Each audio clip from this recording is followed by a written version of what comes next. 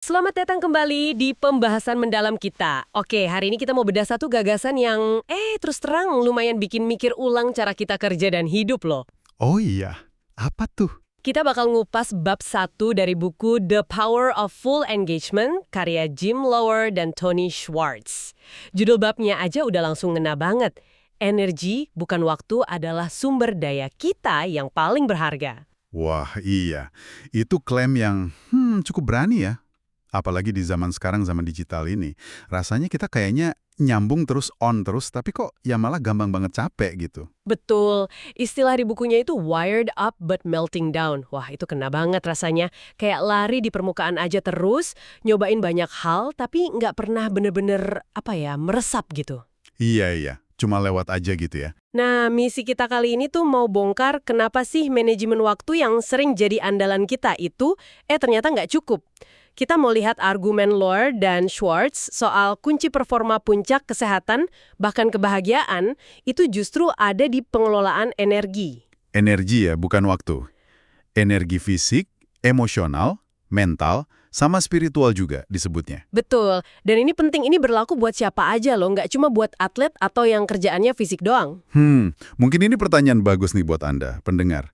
Pernah nggak sih ngerasa udah ngatur jadwal oke banget nih hari ini, tapi jam 3 sore gitu rasanya udah pengen nyerah aja? Atau susah fokus gitu ya, padahal udah dialokasiin waktunya. Nah itu dia. Atau mungkin jadi lebih gampang kesel sama hal-hal kecil. Kalau iya, mungkin aja fokus kita selama ini agak keliru. Bukan jam dindingnya yang perlu disetting ulang, tapi mungkin mesin di dalam diri kita ini. Bahan bakarnya gitu. Oke, menarik. Mari kita mulai manajemen waktu. Kan logis ya kedengarannya kalau kita bisa masukin lebih banyak kerjaan dalam sehari, ya artinya kita lebih produktif. Itu kan yang sering kita percaya. Logis sih di permukaan, tapi prakteknya sering kali nggak gitu kan? Coba deh, berapa banyak dari kita yang pernah ikut rapat? Panjang gitu, yang katanya efisien.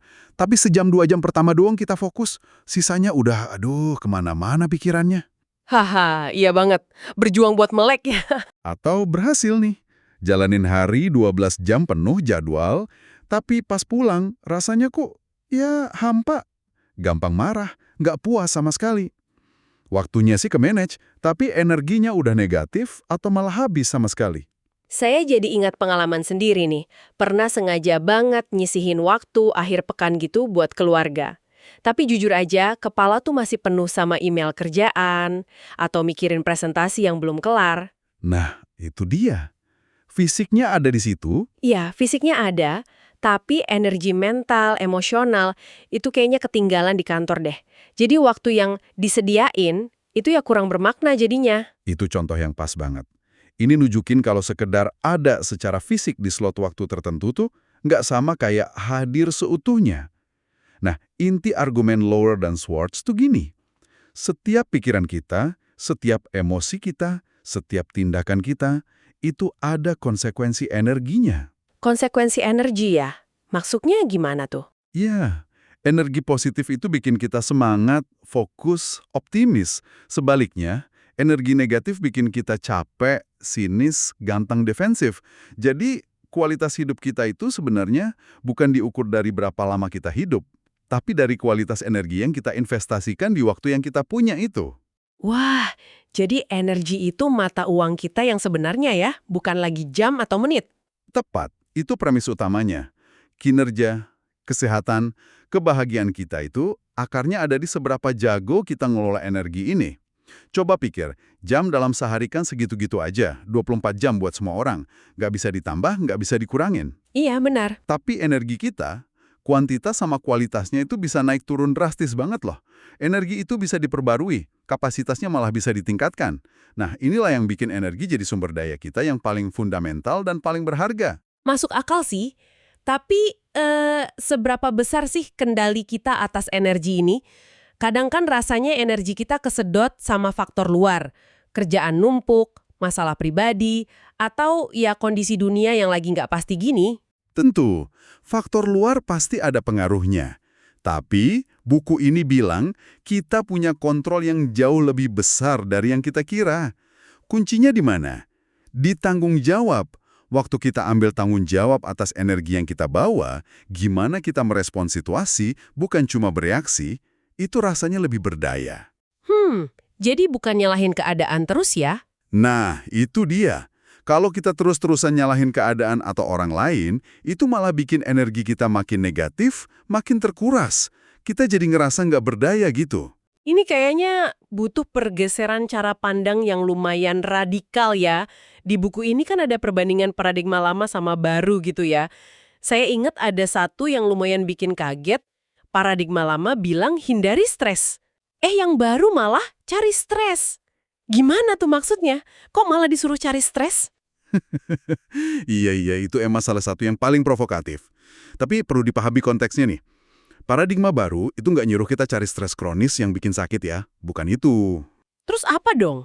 Maksudnya, itu cari tantangan atau tekanan yang terkontrol. Sesuatu yang mendorong kita sedikit aja keluar dari zona nyaman. Kenapa? Karena justru itulah cara kita bertumbuh. Cara kita bangun kapasitas. Mirip kayak otot kan? Perlu stres dari latihan beban biar jadi lebih kuat. Oh, jadi stres sebagai stimulus pertumbuhan gitu ya? Bukan musuh yang harus dihindari mati-matian. Oke. Apalagi nih kontras paradigma lain yang menarik? Ada beberapa lagi. Misalnya yang lama ngelihat hidup itu kayak lari maraton. Panjang, nggak ada habisnya. Yang baru ngelihatnya kayak serangkaian sprint. Jadi ada periode kerja intens, tapi terus diikuti sama periode pemulihan yang disengaja. Sprint ya, bukan maraton. Jadi ada jedanya. Betul. Dulu kan mikirnya istirahat itu buang-buang waktu. Sekarang justru istirahat yang berkualitas itu dianggap produktif banget buat isi ulang energi. Terus dulu andalannya disiplin diri. Sekarang penekanannya lebih ke ritual positif yang udah otomatis. Ritual, bukan disiplin. Wah, ini menarik nih. Biasanya kan kita didorong buat punya disiplin baja gitu. Disiplin penting sih, tapi sumber dayanya terbatas, gampang habis. Nanti kita bahas soal ritual ini lebih dalam deh. Tapi intinya, pergeseran ini benar-benar fundamental. Dari cuma ngatur waktu, jadi ngelola energi secara menyeluruh. Tujuannya buat mencapai keterlibatan penuh atau full engagement. Ya, konsep ini kan ternyata nggak ujuk-ujuk muncul ya. Buku ini banyak cerita pengalaman penulisnya kerja bareng atlet-atlet elit dunia, Ran. Kayak siapa tadi? Pet Sampras, Monica Seles. Apa sih yang mereka pelajarin dari dunia olahraga itu? Betul banget. Mereka itu nggak fokus ke teknik pukulan tenisnya si atlet loh. Tapi ke sesuatu yang lebih mendasar. Gimana caranya para juara ini ngelola energi mereka? Fisik, emosi, mental, biar bisa tampil di puncak pas momen paling penting. Energi itu dilihat kayak faktor X-nya gitu, yang bikin bakat sama skill mereka keluar maksimal. Oke, itu masuk akal buat atlet. Tapi yang bikin saya kaget pas baca ini tuh, penemuan mereka selanjutnya. Mereka bilang, tuntutan kinerja di kerjaan kita sehari-hari, di kantor, di bisnis, bahkan freelancer, itu seringkali jauh melampaui tuntutan ke atlet profesional. Ini kok kayaknya nggak masuk akal ya awalnya. Iya, kedengerannya aneh ya. Tapi coba kita bandingin deh. Atlet profesional itu mungkin 90% waktunya dipakai buat latihan sama pemulihan. Supaya apa? Supaya bisa maksimal di 10% waktu pas tanding. Seluruh hidup mereka itu didesain buat bangun dan perbarui energi. Mereka punya jadwal makan, tidur, latihan fisik, istirahat, bahkan latihan mental dan emosional yang presisi banget. Sementara kita diharapkan tampil prima selama 8 jam, 10 jam, bahkan mungkin 12 jam sehari. 5 atau 6 hari seminggu pula. Dan jujur aja deh, berapa banyak dari kita yang punya pelatihan sistematis soal cara makan biar energi oke, cara tidur biar pulih maksimal, cara ngelola emosi pas rapat lagi panas, atau cara jaga fokus di tengah gempuran notif digital. Nah, itu dia. Kayak disuruh lari maraton tiap hari tapi nggak pernah latihan lari gitu ya. Iya, ditambah lagi soal durasinya. Karir atlet paling berapa lama sih? 5 tahun, 15 tahun, karir kita bisa 40-50 tahun loh, tanpa ada jeda musim kompetisi atau pensiun dini yang jelas gitu. Jadi, tuntutan energinya itu sifatnya kronis, terus-menerus. Makanya, Lord dan Schwartz ngenalin konsep atlet korporat atau corporate athlete. Corporate athlete ya? Jadi maksudnya kita semua perlu latihan kayak atlet gitu. Bukan cuma latihan fisiknya aja, tapi latihan ngelola energi secara keseluruhan. Tepat. Biar bisa bertahan dan berkembang dalam jangka panjang, tanpa ngorbanin kesehatan dan kebahagiaan kita, ya kita perlu adopsi pola pikir dan praktik pengelolaan energi yang sama sistematisnya kayak atlet elit. Nah, ini ngebawa kita ke 4 prinsip kunci manajemen energi, yang jadi inti bab pertama ini. Oke, siap. Prinsip pertama, keterlibatan penuh butuh 4 sumber energi yang terpisah tapi saling terkait. Ada fisik, emosional, mental, dan spiritual. 4 ini kayaknya lumayan jelas ya, kecuali mungkin yang spiritual. Itu maksudnya gimana ya dalam konteks ini? Bukan soal agama aja kan? Pertanyaan bagus. Energi spiritual di sini tuh nggak melulu soal agama atau kepercayaan sama Tuhan ya. Lebih ke gini, seberapa nyambung sih tindakan kita sehari-hari itu sama nilai-nilai terdalam kita? Sama tujuan hidup kita? Sama apa yang benar-benar penting buat kita? Oh, jadi kayak purpose gitu ya? Bisa dibilang gitu. Ini soal ngerjain sesuatu yang rasanya bermakna, yang rasanya ngelayanin sesuatu yang lebih besar dari diri kita sendiri. Kalau kerjaan kita sejalan sama nilai-nilai ini, biasanya energi kita cenderung lebih positif dan tahan lama. Kayak ada bahan bakar dari dalam gitu. Jadi kayak bahan bakar dari kenapanya kita ngelakuin sesuatu ya? Betul. Dan penting banget buat diingat, keempat dimensi ini, fisik, emosional, kualitas perasaan kita, mental, kemampuan fokus dan mikir jernih, sama spiritual, koneksi ke nilai dan tujuan, itu saling terkait erat banget, nggak bisa dipisah-pisah. Contohnya gimana keterkaitannya? Misalnya, kalau kita capek fisik, pasti lebih susah ngontrol emosi kan? Iya. Gampang marah gitu. Atau susah fokus mikir. Sebaliknya, kalau lagi stres emosional, rasanya badan ikut lemes, pikiran jadi buntu. Kalau kita ngerasa hidup nggak ada artinya, kurang energi spiritual, rasanya bisa capek terus meskipun fisik sebenarnya sehat. Jadi kita harus ngelola keempatnya secara seimbang. Oke. Lanjut ke prinsip kedua.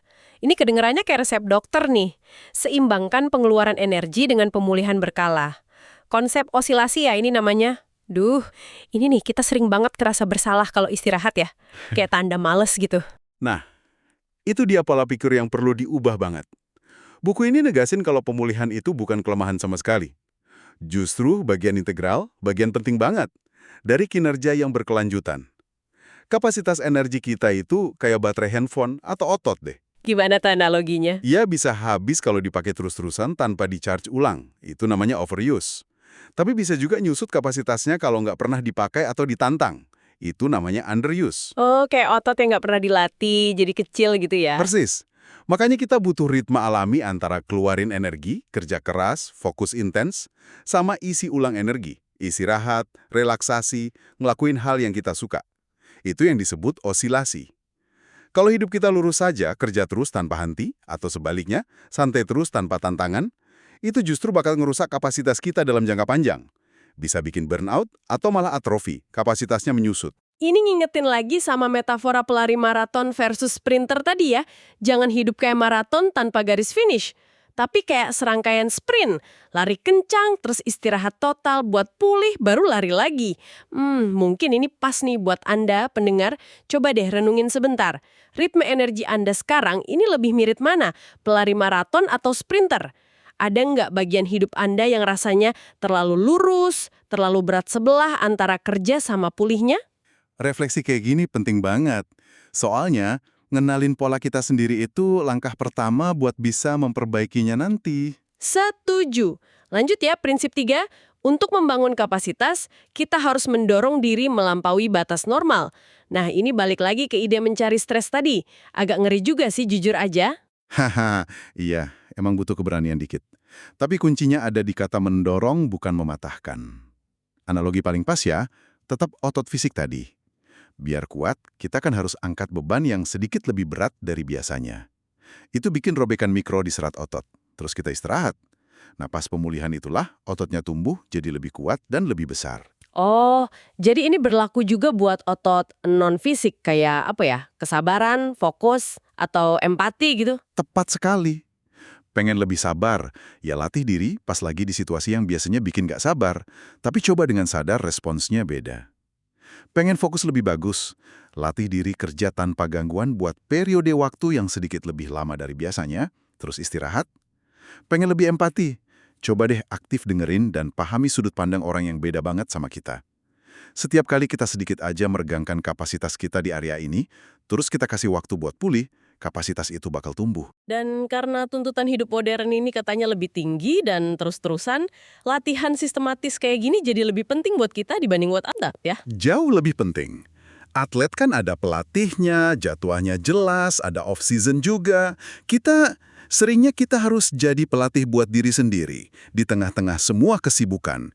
Ini butuh kesadaran sama perencanaan yang matang. Nah, ini nyambung ke prinsip 4 yang mungkin jadi solusi praktisnya nih. Ritual energi positif adalah kunci keterlibatan penuh dan kinerja tinggi berkelanjutan. Tadi kan sempat disinggung soal ritual lawan disiplin. Bisa dijelasin lagi nggak bedanya? Oke, gini. Kita ini kan pada dasarnya makhluk kebiasaan ya. Katanya sih lebih dari 90–95% perilaku kita itu otomatis. Jalan sendiri tanpa kita pikirin secara sadar. Nah, ngandelin kemauan keras atau disiplin buat ngelakuin hal-hal penting, kayak olahraga teratur, makan sehat, meditasi, quality time sama keluarga, itu bisa aja. Tapi capek banget. Kemauan itu kayak otot juga soalnya. Bisa lelah kalau dipakai terus-terusan. Terus gimana ritual bisa bantu? Apa bedanya sama kebiasaan biasa? Ritual itu mirip kebiasaan. Udah jadi otomatis. Tapi bedanya, ritual itu didorong sama nilai-nilai yang benar-benar kita pegang teguh. Coba pikirin sikat gigi deh. Kita ngelakuin itu otomatis kan? Bukan karena disiplin baja, tapi karena kita menghargai kesehatan gigi kita. Nah, ritual itu sifatnya menarik kita buat ngelakuinnya. Rasanya lebih ringan dibanding disiplin yang seringkali harus mendorong kita dengan paksa. Oke. Contoh ritual energi positif buat sehari-hari apa aja dong, biar lebih kebayang? Wah, banyak banget. Bisa macam-macam. Misalnya, punya rutinitas pagi yang tenang sebelum mulai kerja. Jadwal olahraga teratur di jam yang sama tiap hari. Kebiasaan nyiapin bekal makan siang sehat dari rumah. Simple tapi penting ya. Iya. Atau punya ritual singkat buat nenangin diri sebelum masuk rapat penting. Punya cara spesifik buat ngasih feedback yang konstruktif ke tim. Atau menjadwalkan waktu berkualitas tanpa gangguan sama sekali sama pasangan atau anak. Bahkan bisa juga ritual sederhana di akhir hari kerja buat nutup urusan kantor secara mental sebelum beralih ke kehidupan pribadi. Gimana caranya biar ritual itu efektif dan tahan lama? Ada 2 kunci utama. Perilakunya harus sangat spesifik dan dilakuin di waktu yang spesifik juga. Misalnya, bukan cuma bilang, saya mau lebih sering olahraga, tapi saya akan jalan cepat 30 menit setiap jam 6 pagi sebelum mandi. Spesifik kan? Dan yang paling penting, ritual itu harus nyambung sama nilai kita yang lebih dalam. Kenapa sih kamu mau olahraga? Biar sehat jangka panjang. Biar bisa jadi contoh buat anak. Kalau kita hubungin ke kenapanya, ritual itu jadi lebih kuat dan gak gampang hilang. Kayak kata Aristoteles itu loh, kita adalah apa yang kita lakukan berulang kali. Ritual positif itu membentuk siapa diri kita. Mungkin ini kesempatan lagi nih buat refleksi pendengar. Coba deh pikirin, ada nggak ritual positif yang sebenarnya udah Anda jalanin tanpa sadar? Mungkin cara Anda nikmatin kopi pagi sambil baca atau dengerin musik pas pulang kerja. Sebaliknya, di area energi mana, fisik, emosional, mental, atau spiritual, Anda ngerasa paling butuh nih buat ngebangun ritual baru? Iya, coba identifikasi 1 atau 2 ritual kecil aja yang bisa dimulai minggu ini. Itu udah bisa jadi langkah awal yang kuat banget loh. Sip. Nah, di buku ini kan juga ada studi kasusnya ya. Kisah si Roger B., seorang eksekutif yang kelihatannya sukses banget. Tapi sebenarnya energinya udah terkuras habis. Betul. Kisah Roger B. ini nanti bakal dibahas lebih detail di bab-bab selanjutnya sih. Jadi ilustrasi yang bagus banget tentang gimana pilihan-pilihan kecil kita sehari-hari yang seringkali nggak kita sadari dalam ngelola atau nggak ngelola energi itu bisa ngaruh banget. Gimana orang yang kelihatannya punya segalanya, tapi pelan-pelan bisa kehilangan semangat hidupnya, fokusnya, keterlibatannya, gara-gara abai sama prinsip energi ini. Tapi kisahnya juga nunjukin betapa berubahnya hidup dia pas prinsip ini mulai diterapin. Oke, jadi kesimpulan utama dari pembahasan kita soal bab pertama ini udah jelas banget ya. Coba deh, alihin fokus Anda dari cuma ngatur jam ke ngelola energi. Ini soal ngerawat dan numbuhin kapasitas kita di 4 dimensi tadi. Fisik, emosional, mental, spiritual. Caranya gimana? Ya lewat ritme yang cerdas antara tantangan sama pemulihan, osilasi tadi, terus didukung sama ritual-ritual positif yang sesuai sama nilai-nilai kita. Betul, inilah fondasi sejati buat bisa tampil maksimal dan hidup lebih bermakna. Jadi ini bukan soal kerja lebih keras atau lebih lama ya, tapi soal kerja dan hidup dengan lebih cerdas secara energi. Tingkatin kualitas bahan bakar kita, bukan cuma ngatur jadwal kapan dipakainya. Nah, sebagai penutup nih, ada satu pemikiran lagi yang pengen kami lempar buat Anda renungkan lebih lanjut. Buku ini kan banyak ngomongin soal ngelola energi pribadi Anda ya. Tapi, gimana kalau kita pikirin lebih jauh? Energi yang Anda bawa, entah itu positif atau negatif, gimana pengaruhnya ke orang-orang di sekitar Anda? Wah, itu dalam tuh. Lower dan Schwartz nyebut pemimpin itu sebagai penjaga energi organisasi. Tapi sebenarnya gagasan ini berlaku buat kita semua loh, nggak peduli jabatan kita apa. Gimana caranya Anda bisa jadi penjaga energi yang lebih baik di lingkungan Anda? Di tim kerja, di keluarga, di komunitas. Karena energi itu nular ya. Banget. Energi positif Anda itu bisa ngangkat orang lain.